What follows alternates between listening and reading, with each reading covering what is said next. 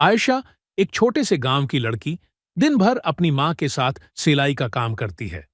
उनका छोटा सा घर हमेशा अंधेरे में डूबा रहता है, सिर्फ बिजली का नहीं बल्कि उम्मीद का भी।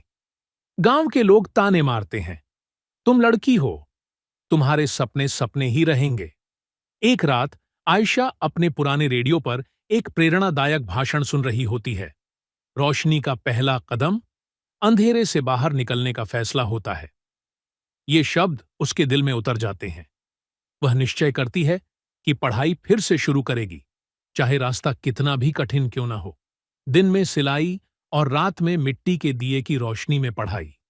थकान, नींद और लोगों की बातें उसे रोकने की कोशिश करती हैं, लेकिन आयशा खुद से कहती है, मैं रुकूंगी नहीं जब तक अपनी रोशनी का पहला कदम नहीं उठा लूं। पहली परीक्षा में आयशा असफल हो जाती है। लोग हंसते हैं, बातें बनाते हैं, लेकिन उसकी मां प्यार से कहती है, हार भी रोशनी का हिस्सा है, क्योंकि वही तुम्हें अगला कदम सिखाती है। आयशा और मेहनत के साथ दोबारा तैयारी शुरू करती है। कुछ महीनों बाद आयशा परीक्षा पास कर लेती है और शहर के एक स्कूल में अध्यापिका बन जाती है। घर में पहली बार बिजली का बल्ब जलता है, लेकिन असली रोशनी तो उसके दिल में होती है। वह मुस्कुराकर कहती है, रोशनी का पहला कदम अंधेरे से निकलने का फैसला होता है।